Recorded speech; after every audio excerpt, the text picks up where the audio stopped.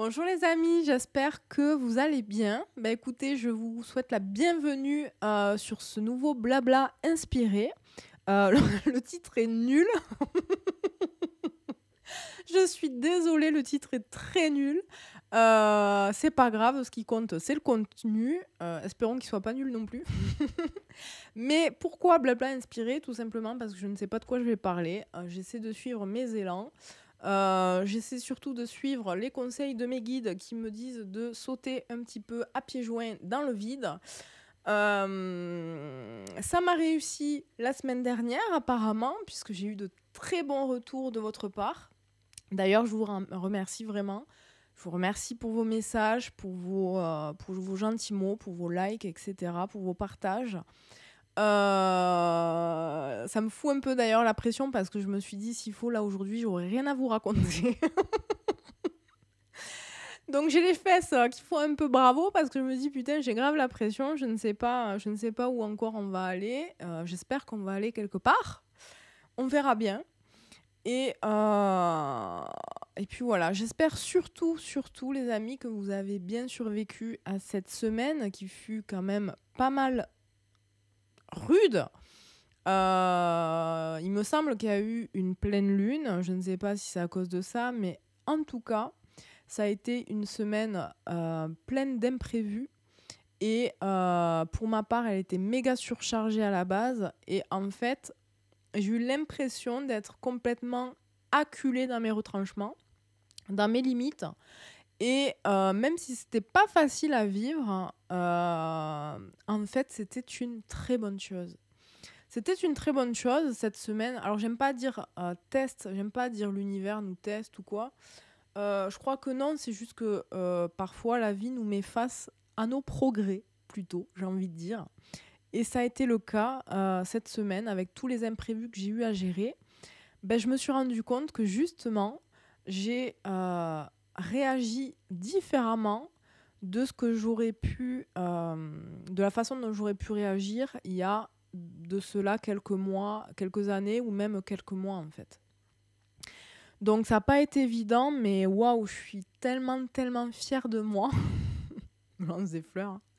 Je suis tellement fière de moi parce que tout le travail que j'ai fait en 2023, tout ce travail intérieur, tout ce travail de guérison, de dépasser mes peurs aussi, etc., ben, il n'a pas été vain. C'est jamais vain. Mais c'est justement quand on est face à des situations en fait qui nous challenge, je sais pas comment on dit, ou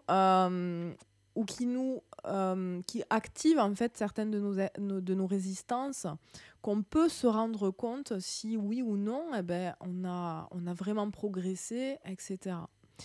Et cette semaine donc était ultra chargée pour moi.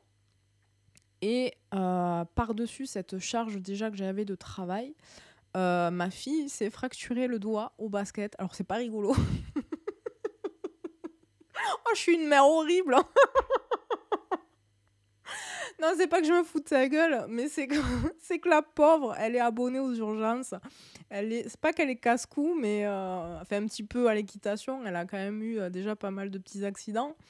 Mais là, ce matin-là, elle voulait pas aller en cours. Et bon, je l'ai mise quand même. Je fais un minimum mon rôle de mère quand même, donc je la mets à l'école. Et la pauvre, elle s'est pété le doigt au basket, quoi. Donc elle a pas eu de chance. Et en fait, du coup, j'ai dû passer la journée aux urgences avec elle. Sauf que c'est à partir de ce moment que tout est parti en cacahuète. Je vais dire autre chose, on va rester poli, mais tout est parti en cacahuète. On a passé la journée aux urgences. Aux urgences, ça ne s'est pas très bien passé. On est tombé sur un docteur qui lui a explosé encore plus le doigt parce qu'il captait pas. Oh, c'est horrible, je me fous. Non, mais c'est la fatigue. C'est la fatigue, je me moque pas de ma fille, la pauvre. On en a rigolé entre nous. Hein. Mais sur le coup, non, elle pleurait, la pauvre. mais là, je crois que c'est la fatigue qui retombe parce que, mon Dieu, que cette semaine a été difficile. Donc, ce médecin lui a encore plus explosé le doigt parce qu'il n'avait pas compris qu'elle avait mal. Il lui a dit que, c'est rien, sauf qu'après la radio, évidemment, elle avait une fracture. Super le médecin. Et en plus de ça, l'après-midi même, elle avait rendez-vous à l'orthodontiste. Oh, la journée de merde qu'elle a passée, la pauvre, entre les urgences et l'orthodontiste. Donc, j'ai dû passer 2h30 à attendre aux urgences qu'elle fasse sa radio, la prendre, repartir en ville pour lui faire passer son rendez-vous et revenir aux urgences, attendre encore pendant des heures pour qu'elle puisse voir le docteur et les résultats de sa radio. Tout un bordel. Suite à tout ça, j'ai eu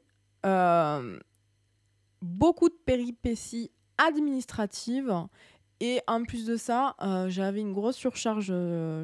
J'avais des comptes à finir. Mon dernier délai, c'était cette semaine.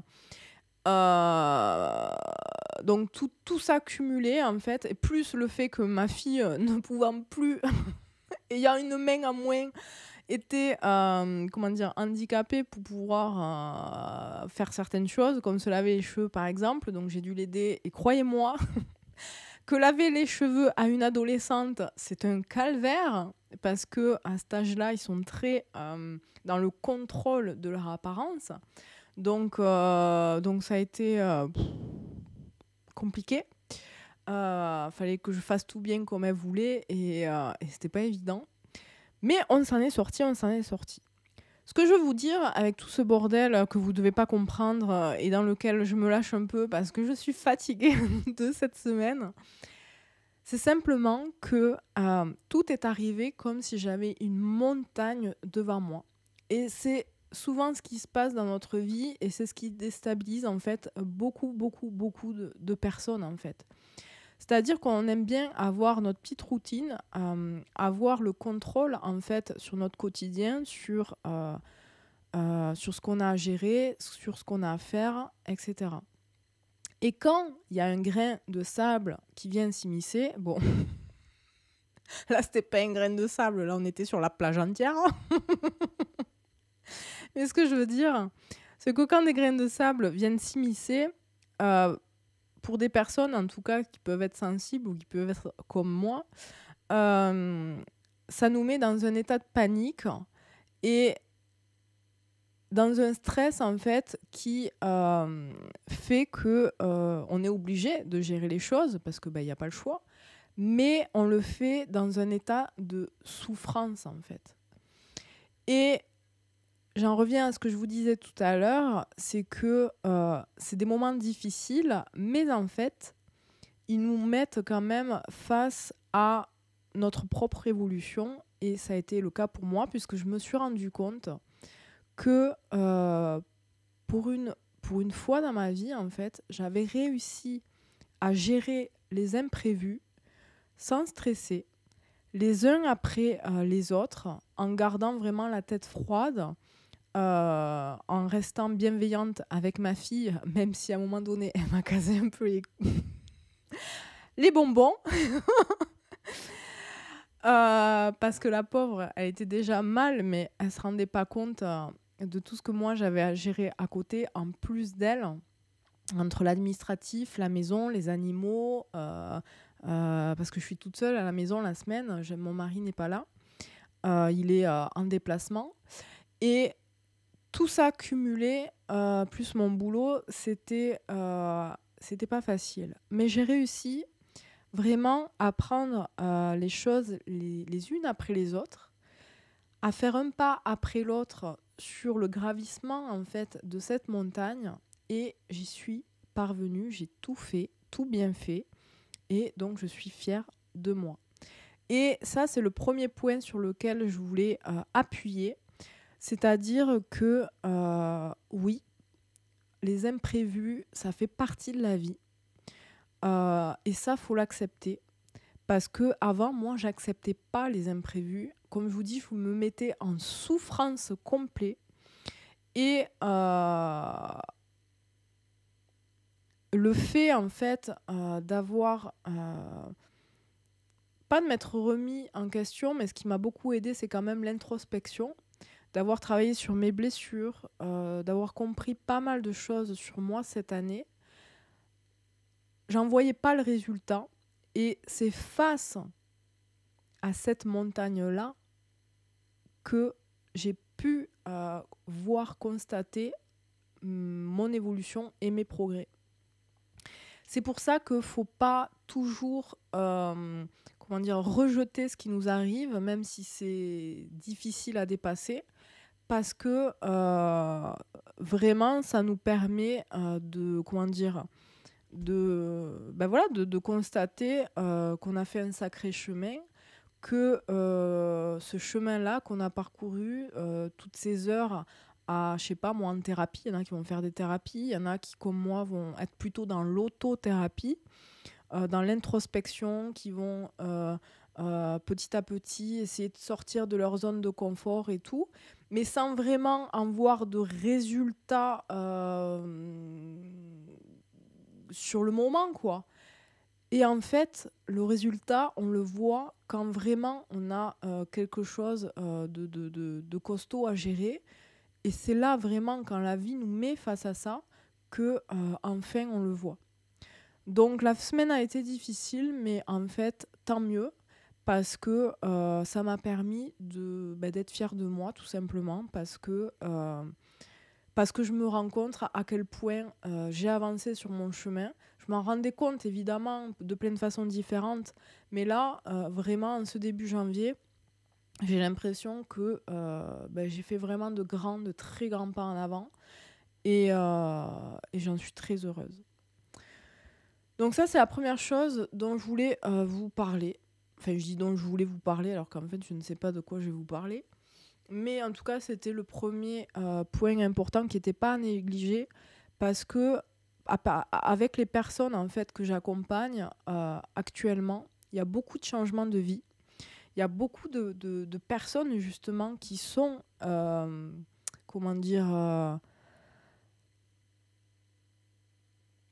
je trouve pas le mot, qui sont confrontées au changement, qui malheureusement le subissent.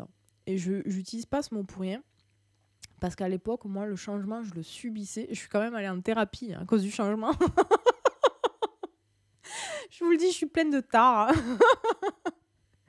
Mais c'est vrai, quand j'ai dû déménager, quand j'ai dû changer ma fille à l'époque de collège et tout, j'étais dans un stress complet et j'ai dû aller faire quelques séances de thérapie pour accepter le changement, pour m'aider à le vivre. Et aujourd'hui, 4 ans après, je me rends compte que le changement ne me fait plus peur, en fait. Là, il y a encore un imprévu qui m'est tombé sur la gueule ce week-end. Je vous dis, c'était la semaine vraiment assez costaude, qui n'a l'air de rien pour les autres, mais quand on le vit, quand c'est dans notre quotidien, quand ça bouleverse nos propres repères, pour nous, c'est beaucoup. Et en fait, j'ai appris que le centre équestre de ma fille allait fermer. Malheureusement, ils sont en liquidation. Et ma fille fait de l'équitation depuis qu'elle a 3 ans, 3-4 ans. Et elle ne se voit pas arrêter de faire du cheval. Malheureusement, là où on vit, il n'y a pas beaucoup d'options. Et heureusement, j'ai vu qu'il y avait notre centre qui était bien réputée, enfin qui avait bonne en tout cas réputation. Et ça a été le gros stress tout le week-end de me dire est-ce que j'allais obtenir une place dans ce centre ou pas pour ma fille. Donc tout le week-end, ça a été du stress avec ça. Et c'est rigolo parce qu'à l'époque, ce changement, je l'aurais subi en mode souffrance, c'est-à-dire que j'aurais eu peur de changer ma fille de centre, j'aurais eu peur de découvrir de nouvelles installations, de nouvelles personnes, etc. Bon, ça c'est un peu mon syndrome, mes séquelles d'agoraphobie, etc. Et là, je me suis rendu compte que pas du tout. Alors, j'ai juste eu le stress de ne pas lui trouver de place. Là, ça aurait été plus problématique parce que j'avais peur qu'elle soit pas bien, qu'elle ait plus d'options pour faire du cheval. Et en fait, ce matin, j'ai appelé et j'ai réussi à lui avoir une place et zéro stress, en fait. ma fille a sa place, c'est bon, elle change de centre, c'est bon, le problème est réglé, et voilà quoi. Ça a l'air de rien, mais pour moi c'est énorme, c'est-à-dire que j'ai pas de stress, je suis contente, on a trouvé une solution, elle change de centre, c'est pas grave. Donc je m'aperçois que, on le sait au fond, mais ce que je veux vous dire, c'est que 4 ans après tout ce qui m'est arrivé, c'est-à-dire qu'à l'époque, alors vous connaissez peut-être pas mon histoire à ce niveau-là, enfin mon histoire, les péripéties qui me sont arrivées il y a 4 ans. Il y a 4 ans, en fait, avec mon mari, on avait acheté une maison dans une petite ville. Moi, je voulais pas aller là-bas. Je le sentais pas de base là-bas. Mais pour une des rares fois dans ma vie, je ne me suis pas écoutée. Pourquoi ? Parce que j'ai écouté ma peur. J'ai écouté ma peur. La connerie à ne jamais faire. Et je peux vous dire que j'ai bien payé. J'ai écouté ma peur, mais il n'y a pas de hasard. J'ai écouté ma peur et on a acheté cette maison alors qu'à la base, je n'en voulais pas. Mais j'ai écouté ma peur parce que j'avais peur qu'on ne trouve pas, vu notre petit budget, j'avais peur qu'on ne trouve pas d'autres biens immobiliers. Je voulais plus être en appart, je voulais être en maison, bon bref. Donc par dépit, on a pris cette maison qui était très bien, hein, la maison en elle-même, elle était super. Hein. En plus, c'est nous qui avons tout fait dedans parce qu'elle était hors d'eau, hors d'air, donc il y avait tout l'extérieur, mais il n'y avait rien dedans. En 2 mois, je vous dis pas des bêtises, en 2 mois, on a fait tout le placo, toute la plomberie, l'électricité, tout. Enfin, on a tout fait. Cette maison, on l'a fait comme on a voulu et elle était vraiment très bien.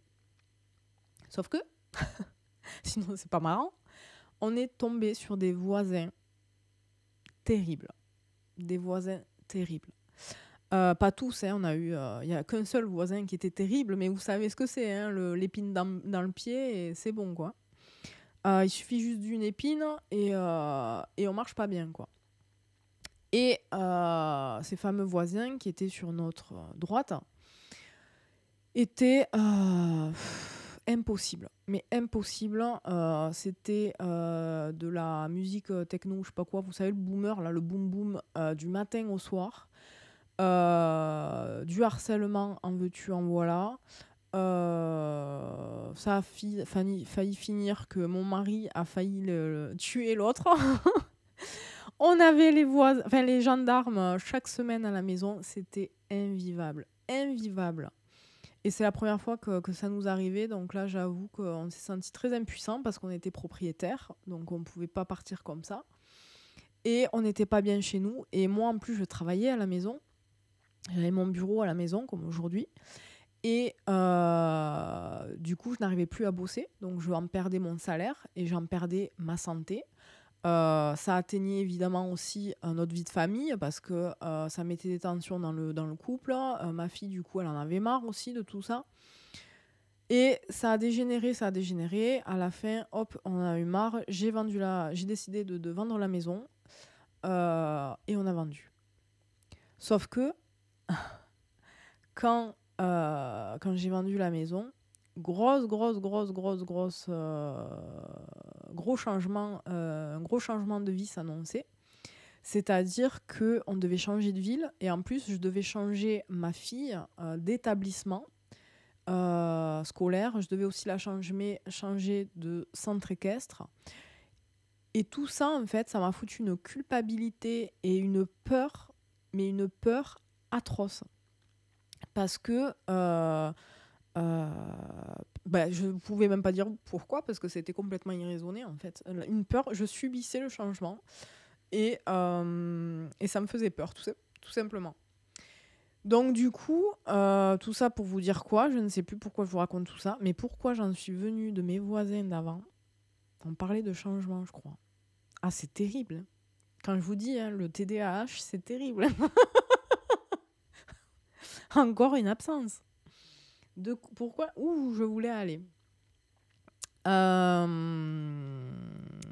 parlait de changement. Oui, de subir le changement. Et au final, en fait, d'avoir traversé tout ça et d'avoir réussi à le dépasser. C'est-à-dire que j'ai changé ma fille d'établissement, patin couffin, tout s'est bien passé. J'ai changé de centre équestre, tout s'est bien passé. J'étais en stress, j'étais en mode souffrance, mais tout s'est bien passé et c'était à chaque fois pour du mieux. Tous les changements qu'elle a eus, c'était pour du mieux. A suivi une espèce de... Oui, une dépression, quoi, parce que je culpabilisais d'avoir vendu la maison patin couffin. Bon, ça, c'est autre chose. Mais ça en est suivi 4 ans, en fait, de contre-coup et on va dire, de reconstruction à ce niveau-là. Et dans ces 4 ans, j'ai fait un vrai travail intérieur sur le changement, en fait. Où j'ai vu que le changement, en fait, m'avait permis de sortir de cette situation toxique, donc avec mes voisins. Donc le changement n'était pas un ennemi, le changement était une bonne chose, en fait. Et ce travail-là, où j'ai intégré cette notion importante du changement n'est pas ton ennemi, mais est ton ami, j'ai pas eu conscience, en fait, pendant ces 4 ans que je l'avais acquis, en fait, que je l'avais intégré. J'ai travaillé dessus, mais sans prendre conscience que je l'avais intégré, en fait. Et c'est face, aujourd'hui, cette semaine, à cette situation du centre équestre, que je me suis rendu compte que cette peur, en fait, du changement était partie. Donc ça, c'est le deuxième point important que j'ai envie de vous transmettre aujourd'hui, si tant est que je vous transmets quelque chose, c'est que le changement n'est pas un ennemi, le changement est un ami. Et que quand on l'accepte, comme les imprévus d'ailleurs, ça nous permet de ne pas le subir en souffrance, mais au contraire de s'adapter plus vite, en fait. Ok ? Mais ça, c'est un travail de chacun à faire. Alors, il y en a qui ne sont pas du tout effrayés par le changement, mais je sais que parmi beaucoup qui m'écoutent, il y en a beaucoup qui sont actuellement dans des situations justement de changement de vie. Et cette bascule, justement, entre le avant et le après, leur fait très peur. Et je le comprends. Mais faites-en un mantra, d'ailleurs. Le changement n'est pas mon ennemi, le changement est mon ami. Le changement est mon ami. Ah, c'est pas mal, ça. Ça, c'est le mantra de la semaine. Le changement est mon ami. Donc, n'ayez pas peur de ça. Moi, en tout cas, c'est mon expérience. Mais dans ma vie, le changement m'a toujours amené vers du meilleur. Même si le changement, finalement, c'est une transition. Et cette transition, c'est le plus difficile, en fait. Mais une fois qu'on est sur l'après, moi, en tout cas, j'ai toujours constaté que c'était du meilleur. Et en fait, cette peur du changement, elle vient de plein de choses. Enfin, moi, en tout cas, si j'analyse vite fait comme ça, c'est clair que c'est une question de sécurité, en fait, de sécurité intérieure. La peur de perdre la sécurité qu'on a. Et c'est con, quelque part. Parce que quand j'étais, par exemple, dans cette ancienne maison, je m'accrochais à cette maison parce que j'avais peur du changement, mais je m'accrochais parce que j'avais peur de la perdre. Pour moi, c'était une sécurité, cette maison. Alors qu'en fait, elle me mettait en insécurité complète. Et c'est pareil, par exemple, quand on n'est pas bien dans un boulot, que, par exemple, notre patron nous fait chier, notre hiérarchie nous fait chier, ou qu'un collègue nous harcèle, ou que les conditions de travail sont exécrables, mais qu'on s'accroche quand même à ce poste parce qu'on a peur de changer de boulot, parce qu'on a peur de ne pas trouver, ou parce qu'on a peur que ça ne soit pas mieux ailleurs. Oui, mais là où tu en es actuellement, est-ce que c'est bien ? Est-ce que tu es heureux ? Est-ce que tu te sens en sécurité vraiment ? Est-ce que tu t'épanouis ? Tu vois ce que je veux dire ? Donc, c'est important, en fait, de se poser ces questions-là parce que ça nous permet un petit peu de relativiser le changement et surtout, en fait, de relativiser le fait de passer à l'action pour accéder à ce changement. Parce que y a un mouvement à mettre en place. Le changement, il n'arrive pas comme ça, quoi. C'est pas magique, quoi. C'est-à-dire que, par exemple, moi, dans mon ancienne maison, si je n'avais pas décidé de faire les démarches, déjà de vendre, et puis de faire les démarches, d'aller voir l'agent immobilier, de négocier patin couffin, la maison, je l'aurais jamais vendue, donc il n'y aurait jamais eu de changement, d'accord? Et c'est difficile parce que pour moi, en tout cas, c'était difficile puisque j'avais des séquelles d'agoraphobie. C'était difficile d'aller voir, d'aller frapper à la porte d'une agence. C'était difficile de négocier. C'était difficile de faire la paperasse. Mais, euh, mais je savais que c'était le seul chemin que j'avais pour qu'il y ait un après, en fait. Pour sortir de cette situation, pour m'extraire de cette situation toxique. Donc, le changement, il n'est pas évident, mais pour plusieurs raisons, en fait. D'abord parce que, au niveau de la sécurité, parce qu'il nous fait, comment dire, il nous oblige à perdre nos repères, bien que ces repères ne soient pas sains pour nous. Mais en plus, il nous oblige à dépasser certaines de nos peurs, souvent, à sortir en fait de notre zone de confort. Donc c'est ça qui est pas facile. Mais quand on le réalise, quand on le conscientise, c'est une bonne chose parce que ça nous permet, moi je le fais beaucoup par écrit, mais quand on le conscientise, ça nous permet d'identifier pourquoi j'ai peur du changement, à quoi je m'accroche, qui n'est finalement pas sain pour moi, et quelles sont les peurs qui me font peur, tout simplement, à travers ce changement, en fait. Ok ? Donc, posez-vous toutes ces questions. Je pense que c'est un cheminement intérieur, en fait, qui est à faire pour arriver, en fait, à apporter de la résilience dans le changement qu'on vit, en fait. Donc voilà. Donc ça, c'est l'autre point important, du coup, que j'aborde dans cette vidéo. C'est tout simplement celle du changement qui finalement est très, comment dire, en connexion avec le premier sujet dont je vous ai parlé, c'est-à-dire gérer les imprévus, etc. Parce que qui dit imprévu dans notre vie, comme ma fille qui s'est fracturé le doigt, les paperasses qu'il y avait à faire alors que j'avais déjà pas mal de boulot, etc. Tout ça, c'est du changement dans notre quotidien. C'est pas un changement de vie, mais ça fait partie. C'est des petits changements dans le quotidien qui bousculent notre quotidien et qui nous mettent aussi, selon nos traumas, nos blessures, notre caractère et tout, qui peuvent nous mettre en souffrance. Et de travailler sur ça, de travailler sur cette notion du changement, de travailler sur cette notion aussi d'insécurité, etc., ben, ça nous permet d'avancer.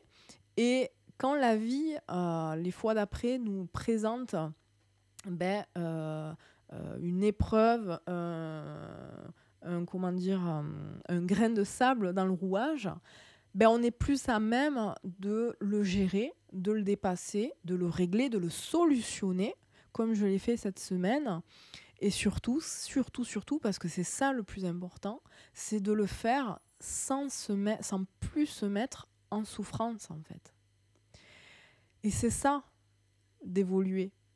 Vous savez, l'évolution, quand on parle d'évolution, enfin, pour ma part en tout cas, quand on parle d'évolution spirituelle, etc., c'est pas que quelque chose, comment dire, d'imperceptible, d'intérieur, d'ouverture de conscience sur ce qui est, sur les énergies, sur la façon dont fonctionne le monde ou sur soi. C'est aussi en fait comment on arrive à évoluer dans la matière, dans le concret, dans notre côté humain et pas que dans le côté spirituel. Vous voyez ce que je veux dire ? C'est l'équilibre entre les deux en fait. Parce que si on avance spirituellement, qu'on a une grande conscience de tout, qu'on est très très éveillé, j'aime pas ces mots mais je grossis le trait pour que vous compreniez, qu'on est très dans dans quelque chose de très éveillé, de très conscient de tout, etc. Mais qu'à côté, dans la matière, on reste bloqué, on fout rien, et parce qu'en fait, on est plein de peur, Ah ben en fait, j'appelle pas ça avancer spirituellement, quoi. Non, avancer spirituellement, quelque part pour moi, c'est se reconnecter vraiment à qui on est. Et pour ça, ça exige évidemment de travailler sur soi, comme je vous l'ai dit tout à l'heure, d'être dans l'introspection, de guérir ses peurs, enfin, de dépasser ses peurs, de sortir de sa zone de confort. C'est des choses en fait qui sont aussi très concrètes, très dans la matière. Parce que quand on se sent bien dans la matière, on se sent bien aussi dans sa tête. Et c'est là qu'on peut avancer. C'est là quand le côté spirituel et le côté plus matériel, enfin plus concret des choses, quand les deux avancent ensemble, c'est là qu'on peut vraiment bien avancer en fait. Vous voyez ce que je veux dire? Si, comme je vous dis, on est très avancé spirituellement, mais que dans le concret, on est enfermé chez soi, qu'on ne fait rien, qu'on ne veut voir personne, qu'on est incapable de gérer un imprévu, qu'on est incapable de gérer, par exemple, les choses humaines, comme gérer la paperasse ou machin, parce qu'on est trop perché, en fait. Eh ben, ça peut pas aller, en fait. Ça peut pas aller. On est avant tout humain et il faut faire cet équilibre entre les deux. Donc, c'est bien d'avancer spirituellement, c'est bien de travailler sur sa conscience et tout. Mais c'est aussi très, très, très, très important et essentiel de travailler aussi sur le côté concret. Parce que c'est dans le concret, dans le côté concret, qu'on se révèle, en fait. Moi, c'est grâce au côté concret que le côté spirituel m'aide à guérir intérieurement, mais c'est dans le concret que je le teste, c'est dans le concret que je mets en place, c'est dans le concret que j'œuvre, c'est dans le concret que je chemine, que je mets des choses en place, que j'avance. Vous comprenez ? Si j'avais une grande conscience de tout, si j'étais très éveillée, mais que à côté, je faisais rien de ma vie, je serais pétrifiée de peur à l'idée de sortir et de dépasser mes peurs, etc. Ben, ma vie, en fait, ce serait de la merde parce que je mettrais rien, je construirais rien, en fait. Donc, on a besoin de cet équilibre entre le concret et entre son évolution concrète et son évolution spirituelle pour vraiment arriver à construire quelque chose dans notre vie, à donner du sens et s'épanouir. Je sais pas trop si vous me suivez, hein, je sais pas si c'est aussi clair que la semaine dernière.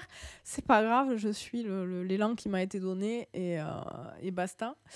Mais je trouvais que la réflexion était intéressante parce que je vois quand même parfois beaucoup de personnes dans le milieu qui ont une conscience très très éveillée, mais qui n'acceptent pas en fait le côté concret des choses. Dans la vie, on n'a pas le choix en fait parfois.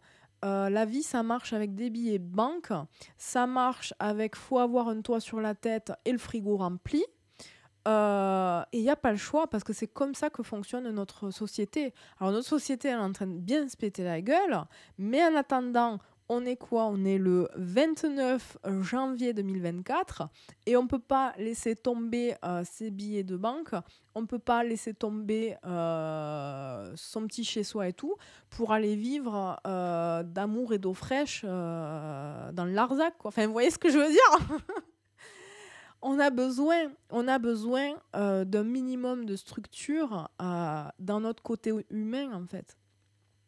Alors, ce qui manque à ce monde, évidemment, c'est le côté... c'est d'y mettre justement de l'amour, de la lumière, de l'humain dans cette structure qui est très froide, très impersonnelle et très cruelle.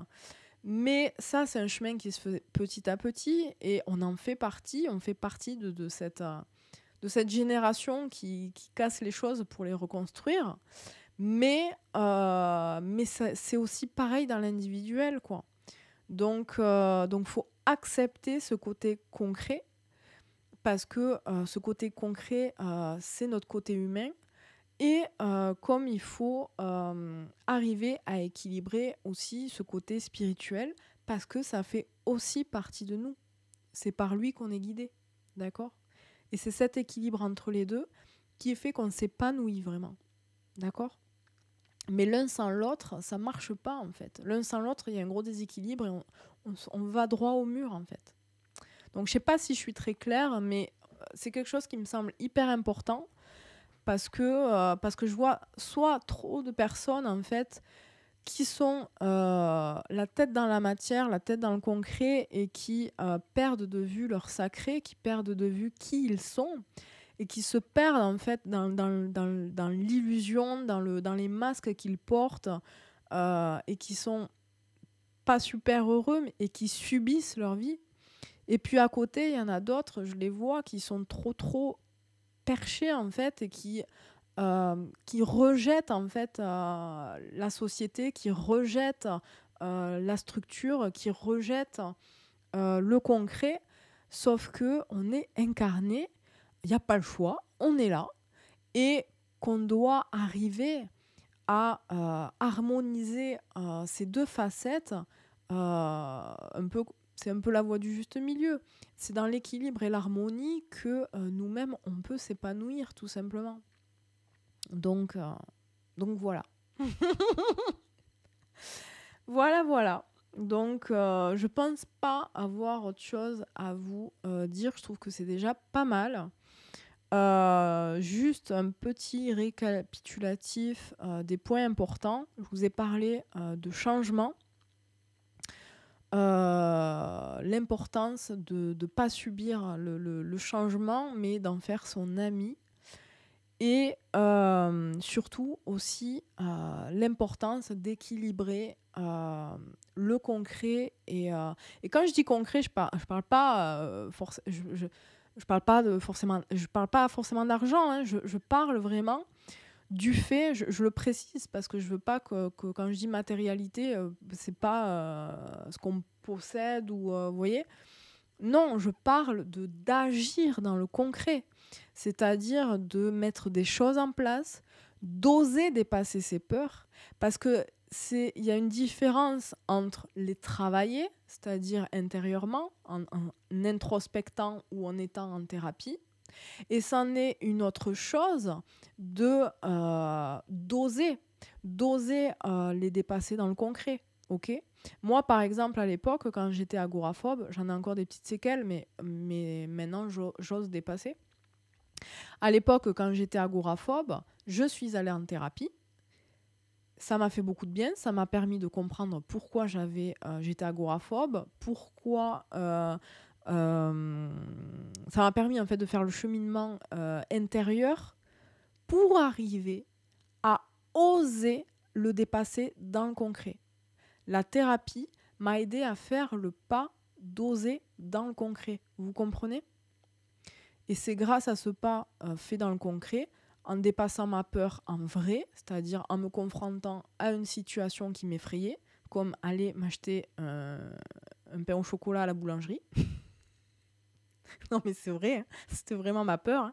Hein. J'avais une graduation de peur de 1 à 10 et ça faisait partie de mes peurs de simplement sortir et d'aller à la boulangerie, quoi, demander un pain au chocolat. Mais sans la thérapie, sans ce côté intérieur d'intériorisation, sans le côté, on va dire, spirituel et intérieur des choses, où on travaille intérieurement, où on identifie ses peurs, où on a des prises de conscience et tout.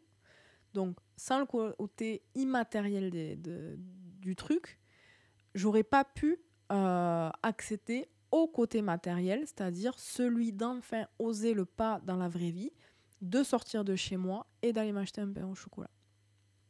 C'est l'harmonie des deux, c'est de travailler les deux ensemble qui a fait que j'ai avancé et qu'aujourd'hui je ne suis plus agoraphobe, qu'aujourd'hui j'ai tous les avancées que j'ai fait dans ma vie, toutes les avancées, et je pars de très loin, hein, vous l'avez bien compris, toutes les avancées que j'ai fait dans ma vie se sont faites grâce à l'harmonisation de ces deux points, en fait, entre le spirituel et le concret. C'est l'alliance des deux qui m'a permis d'avancer, sinon j'aurais été bloquée. Ok. Donc voilà, c'était vraiment les deux grands points aujourd'hui, c'est-à-dire faire du changement un ami, le prendre comme un ami et surtout harmoniser le côté concret et le côté spirituel des choses pour avancer et s'épanouir. Voilà, j'espère que cette vidéo vous aura plu. N'hésitez pas à vous inscrire pour une séance guidance et énergie. Vous avez mon site en description de cette vidéo. Donc n'hésitez pas à aller voir un peu mon site, etc. Et évidemment, likez, partagez et puis commentez. J'aime bien vous lire, avoir vos retours. Et puis surtout, n'hésitez pas, si vous avez envie que j'aborde un sujet en particulier, ou si vous avez des questions à poser, ben je pourrai le faire dans la prochaine vidéo, lundi prochain. Donc voilà. Je vous remercie de votre écoute. N'hésitez pas à liker cette vidéo surtout. Et j'espère m'en être bien sortie. J'espère ne pas avoir été trop confuse. Donc voilà. Je vous fais de gros bisous. Passez une bonne semaine. Moins merdique que celle d'avant, j'espère. Enfin, j'espère pour moi surtout. Je vous fais des gros bisous. À bientôt. Ciao, ciao.